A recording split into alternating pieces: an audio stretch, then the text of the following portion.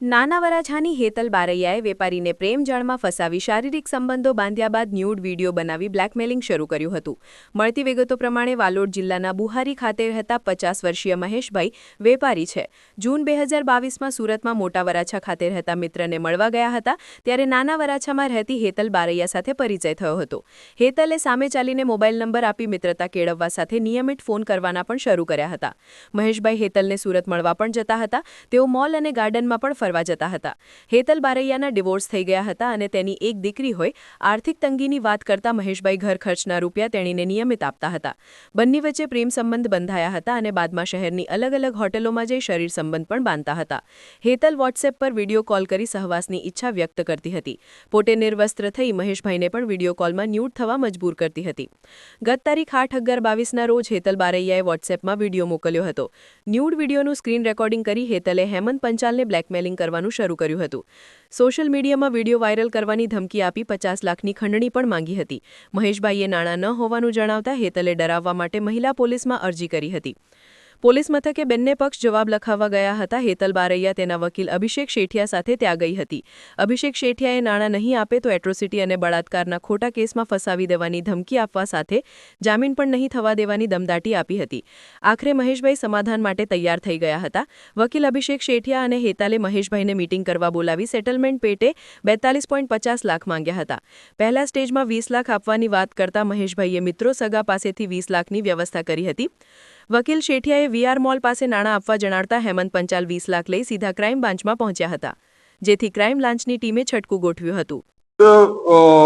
માંડવી તાલુકાના હેમંતભાઈ પંચાલ સિનિયર ઓફિસરોને મળ્યા હતા કે એમને એક હેતલબેન ચૌહાણ નામની લેડી સાથે ઘણા સમયથી સંપર્કમાં હતા અને એમને બંને વચ્ચે સારી મિત્રતા હતી અને આના અનુસંધાને આ બેન એમને સતત બ્લેકમેલ કરે છે અને એમની પાસેથી 51 લાખ રૂપિયાની માંગણી કરતો હોવાની અલગ અલગ જગ્યાએ એમણે ફરિયાદ કરી હતી. જે અનુસંધાને ક્રાઇમ બ્રાન્ચમાં આવ્યા હતા. ક્રાઇમ બ્રાન્ચમાં આ બાબતમાં ગઈકાલે પોલીસ ઇન્સ્પેક્ટર SN પરમાર અને PSI પુવાર અને મીર દ્વારા એક રેડનું આયોજન કરવામાં આવ્યું હતું, જેમાં હેમંતભાઈ પંચાલ પાસેથી હેતલબેને ટોટલ 42,50,000 રૂપિયા જેટલું ફરિયાદ ન કરવા માટે, રેપ, એક્સટોર્શન આ બધા માટે માંગેલા હતા અને જો ન કરવો હોય તો 42,50,000 રૂપિયા આપવાના. એમાંથી 20 લાખ રૂપિયા કાલે લેવા માટે VR મોલના 3rd ફ્લોર ઉપર ફૂડ ઝોનમાં બોલાવેલા હતા. આ બાતમી આધારે ક્રાઇમ બ્રાન્ચના PSI પુવાર સાહેબ અને ND મીર આ બંને ત્યાં જઈ અને રેડ કરતા હેતલબેન ચૌહાણ અને એમની સાથે એક અભિષેક શેઠિયા બંને રેડ હેન્ડેડ 20 લાખ રૂપિયા લેતા પકડાઈ ગયા હતા અને આમની એક્સટોર્શનની ફરિયાદ હેમંતભાઈ પંચાલની લઈ અને વધુ તપાસ અર્થે આ ગુનો ઉમરા પોલીસ સ્ટેશનમાં દાખલ કરવામાં આવ્યો છે. હેતલબેન અને હેમંતભાઈ ઘણા સમયથી એકબીજાના 2 વર્ષથી વધુ સંપર્કમાં હતા અને બંને વાતચીત કરતા હતા, ફોન કોલ્સ કરતા હતા અને હેતલબેન એવું થયું કે આ ફાઇનાન્શિયલી સાઉન્ડ છે અને એમની પાસેથી પૈસા મળશે એટલે એમની સાથે વિડીયો કોલ, ન્યૂડ કોલ આ બધા કોલનું રેકોર્ડિંગ કરી લીધું હતું. અમુક જગ્યાએ બોલાવી અને અમુક વિડીયો શૂટ કરી લીધા હતા અને આ બતાવીને એમને બ્લેકમેલિંગનું ચાલતું હતું કે હું તમને બળાત્કારના ગુનામાં ફસાવી દઈશ. આવી રીતે ધમકાવીને એમની પાસેથી પૈસા કઢાવવા માટે ઘણા ટાઈમથી પ્રયત્ન કરતા હતા, જે અનુસંધાને ફરિયાદ કરવામાં આવી છે. આ બાબતે વધુ તપાસ ઉમરા પોલીસ સ્ટેશનમાં ચાલુ છે.